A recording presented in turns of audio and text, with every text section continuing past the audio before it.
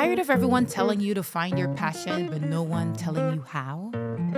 Welcome to the Korean Connection, and I'm your host, Korean, an attorney with a passion for empowering others to use their many talents and skills towards a path of self-discovery and alignment. Join me as I share my personal stories, professional insights, and practical tips, and how you can connect the dots between what you're great at and turning your passions into purpose. Let's connect. Push it to the left, make it go a little more. Make it like no, I'm coming back home. I'm trying to roll all of my you. I'ma be the greatest, write my name in the stone. Write my name in the stone. Yeah, I'm coming back home. Yeah, I'm coming back home. Write my name in the stone. Cause I'm coming back home. Cause I'm coming back home. Hi, everyone, and welcome back to the Korean Connection. This episode, we're going to be talking about knowing when to tap out and just seek help. And I wanted to discuss this really on the leaning towards the side of getting mental health, getting therapy. And that is something that I think it's very important to talk about, especially as Black women. We carry so much of the weight of the world on us, and we don't recognize when we are truly burnt out to the point of exhaustion, to the point where you no longer have the capacity, because we're just sort of ingrained in us to just keep going, keep pushing, keep striving, keep thriving, keep excelling, keep doing everything that the world puts on us. And we don't recognize the toll that it takes on our mental health.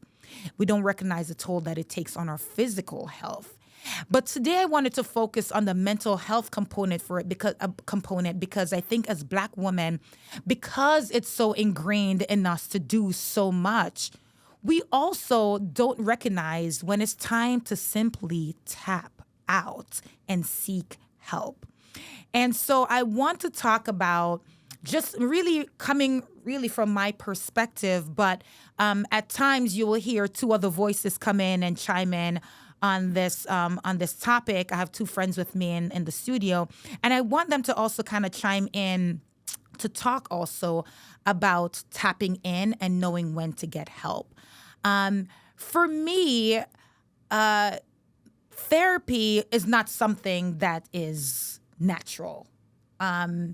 I'm Jamaican, and just even culturally, therapy is not something that's talked about. Mental health is not something that's talked about in the Jamaican community or Caribbean community at that. In fact, when I remember growing up in Jamaica, and anybody that seemed a little bit off, like the tickers weren't ticking, they just label everyone as mad. Everybody's just mad. You're just a mad person. They don't differentiate between different types of, mental health diagnoses. Everybody's just mad, okay? And likewise, the woman, I grew up in a house that is filled with very female-oriented family, very female-led family. And they're also strong and very much educated as well, but very strong, very independent. And they do everything. My mom, on any given weekend you go to the house, she's painting the hallways. She's puttying the wall. She's fixing something. She is doing something that traditionally you wouldn't necessarily expect a woman to be playing those roles, but as a single mom, she just had to do it, And I kind of grew up in the sort of that same mentality that you're just never just not doing anything. You're never just chilling and just lounging. You're always doing something. And that takes a toll. And one of the toll, the physical, we all kind of feel when you get, physically tired, okay, I got to sit down. But I think especially for women of color, we don't recognize when you are just mentally burnt out. And when you actually you're the one that need the saving as opposed to being the savior for everyone. And You sort of like embrace depletion like it's a badge of honor. Like, I'm busy, so I'm moving the needle. I'm trying to get to where I need to be, but you don't stop to think about the impact that it has on you. And so for me personally, when I realized that I needed therapy is, it started for me with sort of, I realized there was a shift in my emotional regulation. I realized that, I was very short fused. The 0 to 100 was coming really quick. And I know for me also too, I know a part of that is just years and experience. When you get to a certain years, a certain age, you're just over the bullshit. I don't know about y'all, but I just be over the bullshit. So I'm just like, even with talking, I'm like, get to the point. What are we trying? What's happening? Where's the movement? The needle isn't pushing, and so I know that's a part of that too. But also, I also recognize that I was just not feeling like myself. I am the Kareen, happy-go-lucky Kareen. That is who I've always been. I'm always laughing. If I'm not kikiing, something is definitely wrong, right? So when I find myself sort of like in a space of just constantly being triggered and constantly being frustrated, and the children doesn't necessarily help them, they pile on to the already stress, of course.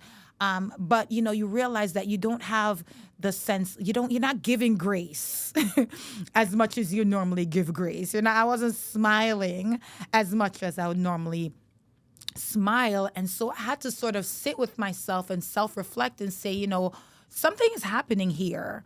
I'm feeling overwhelmed. I'm feeling, and this is more than just finding the drive and being motivated to do all the things.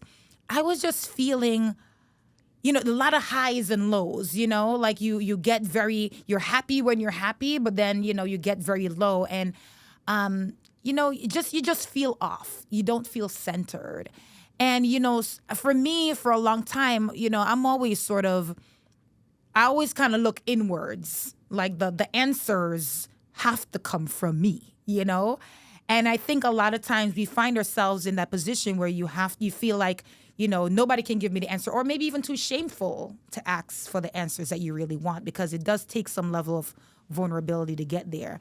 But at what point do you recognize that I need to tap out and that I actually need some assistance? I'm gonna turn to the voices, the friends that are in the studio with me. When did you guys know that you needed to seek help? So I think that this is different for everybody. Every person has a different timeline as to when there's a need. I would tell you this. I think that therapy is something that would be beneficial for any person at any point in life. It's just hard to conceptualize my generation. Well, we're all in the same generation. Yeah. Versus the younger generations versus the even older generations than us, because we've all kind of been raised a different way. Yeah. And in our generation, we got raised in a manner of, we didn't have social media. We didn't really have technology like that. All that kind of started happening when we were kind of getting older, right? So we don't have a lot of those traumas kind of associated with us. So we kind of had a different upbringing. We were accustomed to be more, headstrong and learn things different way. We actually did a lot of hard work too. Research. And here's and I mean physical too. Yes. We still got meetings. I mean, let's think about it. And I know it's something silly to say, but kids today don't have that. So I believe they get coddled from a very early age in this generation. So they're very accustomed to be like, oh, I need a therapist, or I need this, or I have issues with, and so it's very different for our generation. Yes. We almost fought it. We fought having to open up to somebody and be like, oh, well, let me tell you my inner deepest secrets, because I've never been. I mean, my mom got lucky if I opened up to her. You know what I mean? Right. And then you turn that even to older generations. they're Yeah. even more hard-nosed than we were because they really had to like work way, way harder. They had even less than what we had. So it's just different for different generations. So I do believe that it's, depending on the age bracket that you tend to fall, Yeah. that comes at a different stage in life. And you make a good point too, because I'm sort of coming from a place of needing therapy when you need to tap out. And you don't necessarily have to wait until you're at a tap Correct. out phase Correct, to yeah. seek therapy. And that's also a misconception that we have as well. Therapy is just something that sort of help you through life. And that speaks volumes just of like that thought process. Like I agree with that. And I don't know if you agree with that as well, but it's like, it's our generation that feels that way. Like we have to tap out before, like we only go to the doctor if something is wrong. Right. When in reality, you should be going to the doctor all the time to kind of For maintain maintenance. and blah, blah, blah. But these are things that we are having to learn, Now. because, right, we're in transition, Right. Yeah. And then once you actually get to the place where you recognize that you need some help, then there's another challenge in finding the help, right? And now today, today you have better health and you have all these now new, psychology, .com and all these new apps that are popping up. Even ChatGPT now has like a therapist on there. Like the new Gen Zs are actually ChatGPT in mental health. Help. I will tell you, this could be a very opinionated response here. As easy as it seems, like you can get help anywhere and everywhere, it's not as easy, especially not for like people that are like, I guess like me, not wanting to, like fighting it a little yeah. bit, Yeah. Any sign of like, oh, it's gonna be too difficult, or I gotta call the insurance, or they don't take the right insurance, or blah blah blah blah. Right. It's like, oh, Right. I'll just put it off. Because I'm telling you that that portion of seeking therapy literally took me years. Just not like I have the insurance. It's not the insurance thing, but it's finding the right therapist too. Right. Yeah. Like that part is like the most frustrating process to me because specifically for me, I'm looking for someone that's going to challenge me to grow. Also, did you know Yeah. that there are different types of therapy for the different types of therapy that you want? Right. And like I can't even tell you what they are. but I've sat in enough of these rooms where like I know that it exists. I just can't tell you the names. Yeah. But there's a type of therapy that hits you on the traumatic side of things. There's a type of therapy that's for grief. There's a type of therapy that's Right. psychological or Right. whatever. And again, I'm just spitting out here because I don't really know the terminology. But even knowing that, like if I'm not in my position of work and having the pleasure Yes. of sitting in all these rooms and hearing Yes. all these professionals speak, like I wouldn't even know. Right, there's specialties within Right. the field, and you have to figure out, find the right person that also, deals with your specialty of what you're seeking, and that is such a hard thing. Like I've started and stopped the process of finding therapy so many times. Like even after speaking to one person can like even turn you off. You speak to a bad therapist and that can turn you off. Or I've spoken to therapists that kind of want you to just dump. You feel like you're dumping and you walk away with nothing. And I think so. Once you even get through the point of finding a therapist, you have to also be so intentional with the therapy you get. Because what I've learned is that, even when you are meeting your therapist, they have to get to know you as you have to get to know them. And in getting to know you, you have to like have this level of vulnerability to you get there on the first day and they're like, so why are you here? Right? And you're like, wait, like when I was 5, you know what I mean? Like you have to start it from. It's funny you say that because like when I thought about therapy, I didn't want to go because I didn't know what I was supposed to say because I figured I had to say I'm here because, and I just knew I needed therapy, but I didn't have an ailment per se. Like, Right. you go to the doctor, my toe hurts. You go to, my head hurts. I'm going to therapy. What am I saying? What Yeah. do I say to you? And it was just like we're starting to talk and you have to be vulnerable. And that is not something that I do at all. Like I need to know you. Totally. And that first conversation is literally so awkward because it's like what do you even point to? Like what one thing that Right. you point in your life to Right. say, this is why I'm here. It's like by the time you get to therapy, it's such a culmination of so many things that you want to discuss and unpack that you don't even may not know you need to unpack. So being able to have that very first conversation with a therapist to identify why you're here, it's a very difficult conversation to have.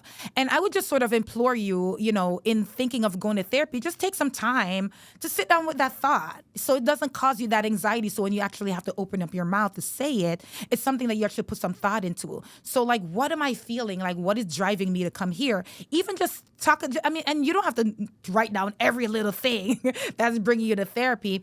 Pick the one thing that's the most present right now in your life. Like, what are you actively going through right now that's causing the most difficulty? So just to kind of piggyback on what you're saying, and I agree 100%, but I think that goes back to like our generational thought process, right? I think what people need to get out of this little conversation, this little moment is don't go because to your point, because you have to get something out. It's almost like just go. No different than dating, no different than doing anything. You honestly got to get out there with no issues, or at least none that are like bubbling over. Yeah. To get to meet, to get to know, to get comfortable and build that relationship with somebody, especially for our generations and Yeah. older. Yeah. Because once you've gone through that honeymoon stage of finding somebody, liking somebody, now they know you a little bit.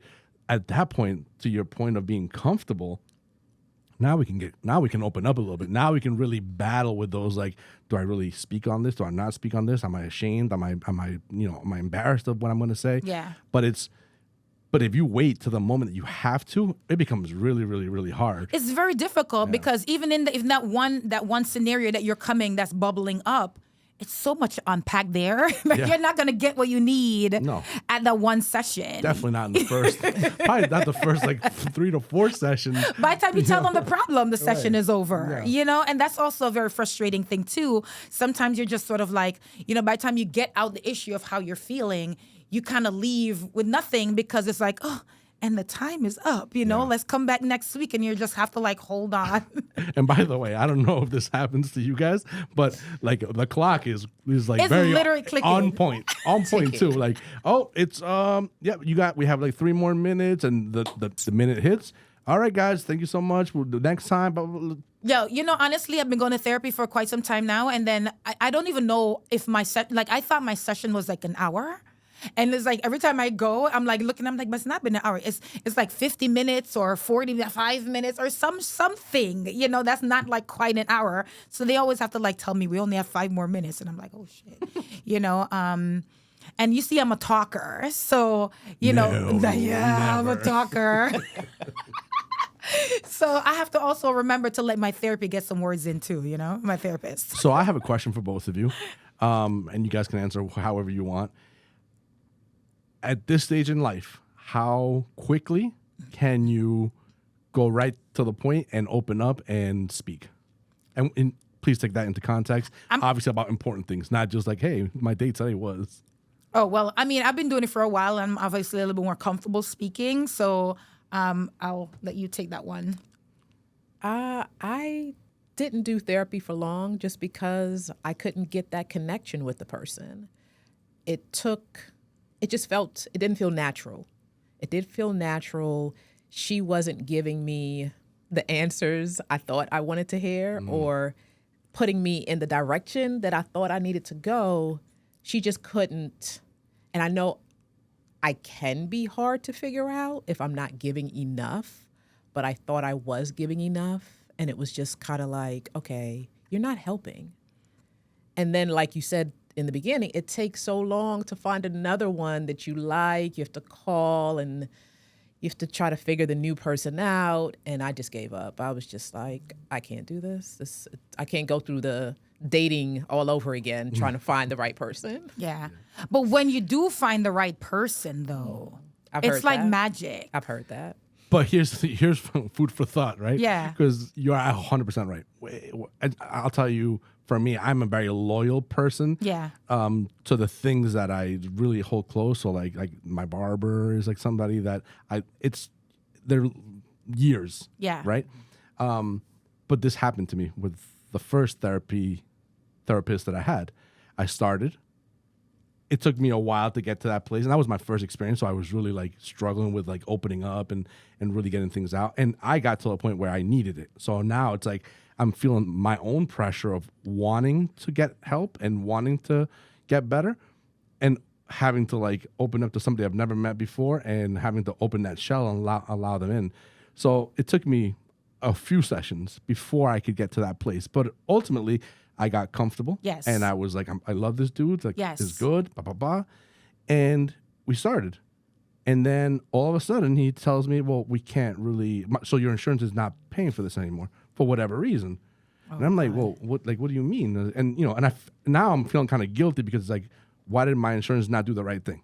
And for whatever reason, they just were not paying him for whatever the reasons were. So I had a new challenge. The challenge was like, all right, so I guess if I don't have insurance, I have to pay out of pocket. So I did that for a while. And then you start being like, well, this is Expensive. this can add up, you know? Like, and I thought I had great insurance. So I kind of, and then he did help me a lot through things. So I was able to like feel better and not the need to have to.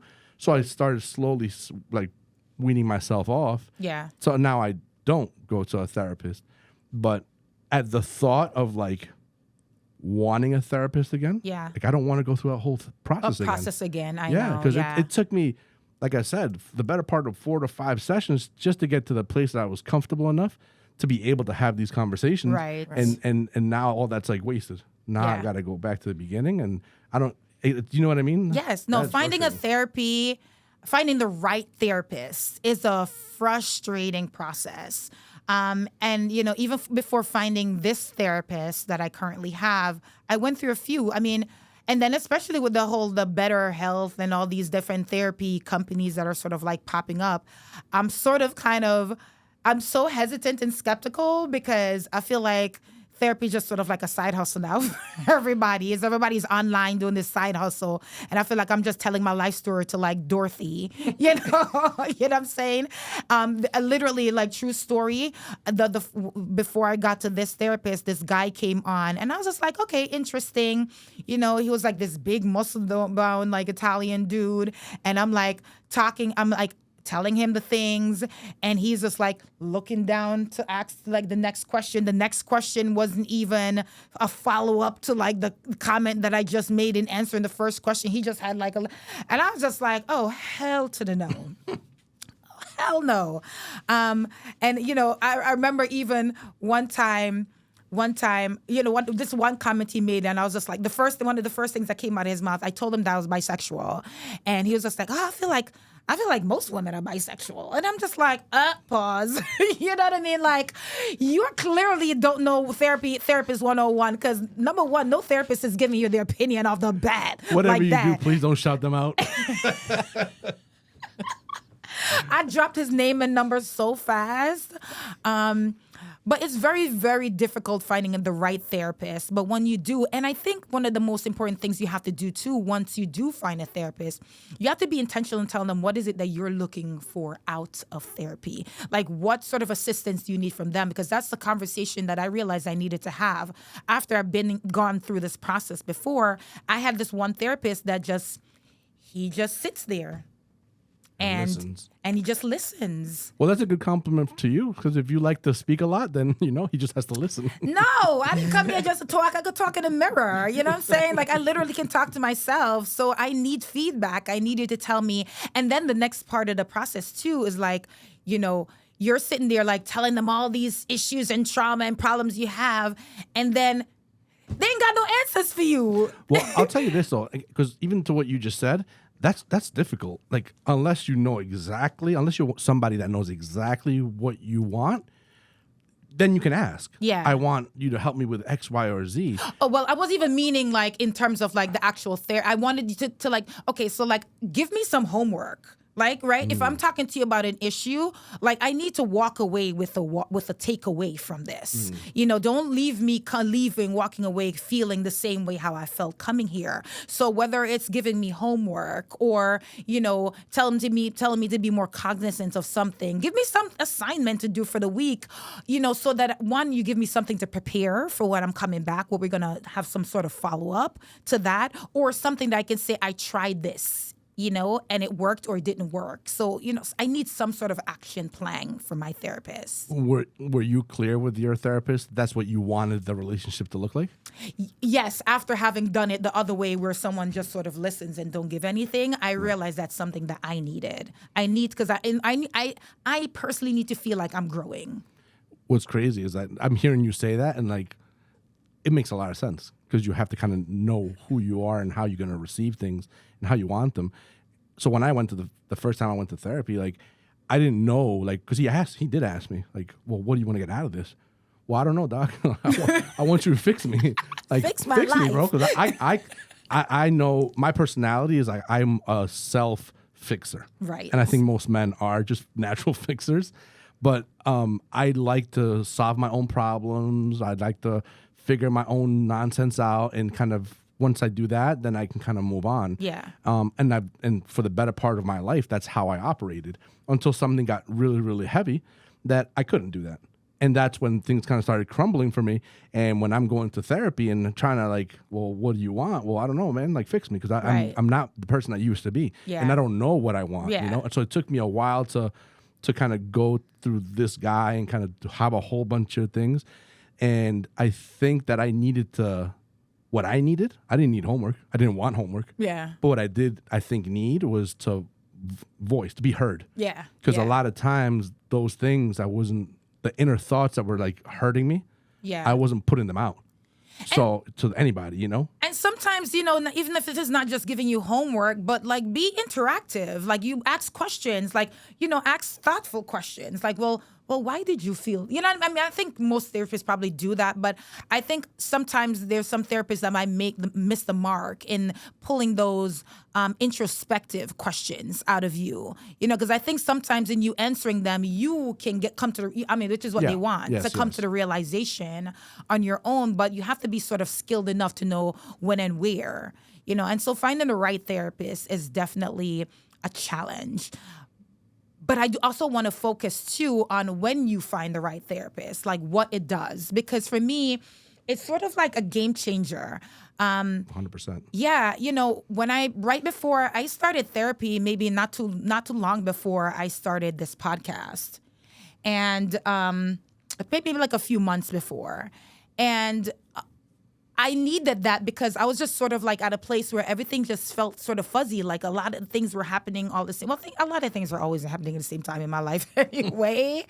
But because I knew I needed to push past where I was, and I couldn't figure I couldn't figure it out for myself, and I needed a way out. And like I said, I found myself becoming a little bit more triggered, and I realized that my emotional regulation was taking a toll because I was just very short fused, and I was just like, something got to give, and that's what sort of brought me to therapy. But now that I'm in therapy, one of the things that therapy does for me, and I hope that it does for you when you get an opportunity to do it. One, it gives you validation. Therapy validates you. Whatever it is that you are feeling, you're not crazy for feeling that. I think sometimes a lot of things trigger you. You don't understand why, but it's not that you're crazy. There's an actual reason why you're feeling that way, even a scientific explanation even, you know what I mean? And you won't know that until you have someone who's a licensed professional who can actually label and put names to the things that you're actually feeling before you recognize, oh shit, I'm not alone. Like, people really feel that way. So that's one of the big things that therapy does, is to validate you, validate your feelings. And then also, it also helps you to validate the relationships that you have with other people. Because for me, I find that, I'm very introspective. Like, I'm always questioning for myself, what did I do wrong?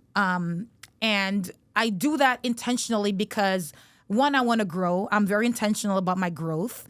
But I also want to fix it, and one of the things that therapy also does for me is it validates me in a way that people can't make me feel like I'm crazy, right? Because people have a tendency to do that. When you voice your opinion, they gaslight you into thinking that your opinion is not valid, that you're somehow wrong for feeling the way you do. And so therapy, by nature of just what therapy is, right? Therapy is just there really to validate you as a person, but it also validates the relationships that you have in your life to kind of give meaning to them, and validate how you feel in them and help you to recognize how people make you feel. How people make you feel is super important. Like for someone like me, like that goes off of vibe, and like people's emotions really, people in general can really throw me off. They do affect my emotions to a certain extent. To the extent I let them, but they do affect my emotions to a certain extent. So what therapy kind of does is tell you like, I see why you felt that way. I can see how you got to that conclusion, and you weren't wrong in feeling that way, but consider this, right? And that's sort of like that different perspective, that different sense of awareness that therapy gives you. And it really just kind of makes you more empathetic as a person, right? You kind of, you want to be more aware of, not only self-aware of yourself, but you want to be more aware of the world you live in and the people that surround you and what they may be feeling based on the actions that you take. So therapy has done that for me. And like I said, for me, one of the things I'm working on in therapy is emotional regulation. So how I react to daily triggers is something that's of importance to me, and is what I've been working on, because life is just triggering, right? And you can't really just walk around being like this time bomb, a ticking time bomb. And so therapy has been very therapeutic for me in that way. And I also, once you deal with the thing, right, that you're struggling with, you'll find that you get that sense of alignment you need in all other areas. And it's not just going to help you in one area. It kind of helps you in all aspects of your life. So it kind of aligns you and you feel more centered. How have you guys experienced a positive ness in therapy? Well, I was about to hit you with one back. Yeah. Have you seen has it impacted your relationships? Like going through therapy, and how even all the things that you said, how you interpret like what people say to you or not say to you, has that changed, or has it, how has that, impacted your relationship now? For me, I always, I pride myself at being good at communication, right? It's what I do for a living. I'm an attorney. I have to communicate effectively, concisely. I have to, be clear and direct. And I feel as though I do that. But depending on your partner's communication style. Well, we're going straight to relationship therapy. Or a relation. Well, it can be any type. It doesn't have to be romantic. Well, and that's what, yes, I alluded to. Yeah. It doesn't have to be romantic. But the person that you're communicating with, it may not be their communication style. That might be off-putting to some people, right? And so you're realizing that even though you may be in control or think that you have communication, the tone in which you say things matter. The way in which you say it matter, the way how that person receives you matter based on their own traumatic experience that's completely outside of you, right? Matters. Something else that I think matters is how receptive you are to listening in communication, because we think communication is just talking. You just speaking, right? I think in communication lies is a two-way street. You also have to be able to receive and to listen and to hear. And to hear and listen, to hear and to listen, is distinctive. You have to sort of take in the information. You have to be intentional about taking in information, even though the information you're getting may be negative.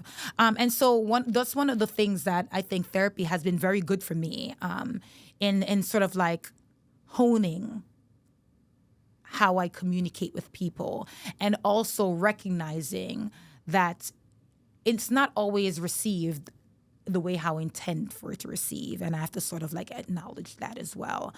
But yeah, I have a good question. yeah. Are you ready for this? This one's for you. Do you think therapy is more about solving problems or discovering yourself? I think both. I would think both. I mean, I haven't been in therapy for that long, but I think it's supposed to be for both. So, I don't know. I went to therapy to solve a problem, but then I ended up discovering myself and realized maybe I needed to pause and figure myself out before I solve any problem. Ooh, that was gold right there. That is definitely gold. And that's sort of like where I was going to take it to in terms of like, I think it's more about self-exploration. You go there for the problems Right. because you're trying to figure out you, right? And I think once you have a strong sense on who your likes, your dislikes, your triggers, your this, you can maneuver the world much differently and more efficiently and effectively than if you don't know what triggers you, what takes you off the rails, So definitely, I think if I had to choose one, I would say therapy should be more about self-exploration and self-discovery than it is about fixing problems. You made your own lane, but I got you. It's very similar to the self-discovery. No, I agree. I think I agree with the second part of that, which is the self-discovery part, because I think you said it 100% correct. Like, we go in for a problem, but a problem is just a problem that we just need to solve. It's not a problem. It's just in your mind. Yeah. So the process of discovering yourself and how to figure out how to solve these issues, I think is the key. So I think and I didn't think that before. I was very much like, hey, fix me. How do you fix me? Yeah. And it was all about that. And through all these long, drawn out conversations that I had, having to tell my whole life story, because he was probing. Yeah. He was asking me about, like, and this is something I don't normally open up about, but it was like, tell me about your history. Like, where did you come from? What did you do as a kid? Yeah. And my story is very diverse in that sense because I'm not from here. So there's a lot of little turns and little things.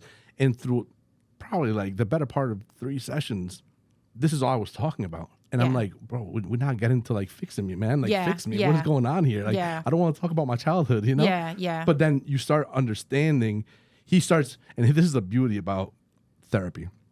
They make connections that you may have not seen prior. Totally. And when you start making those connections yourself, when you start being aware of those connections, and you understand that this is the way your central system operates, Yes. then you're much better at navigating through any problems that come your way because you've understood how you operate, how you take things in, how you perceive things. Are things really reality, or is that your interpretation because of other underlying maybe traumas or things, or how you've been treated that adjusted how, Yeah, totally. Therapy is all about taking you from like a bird's eye view to like a big picture.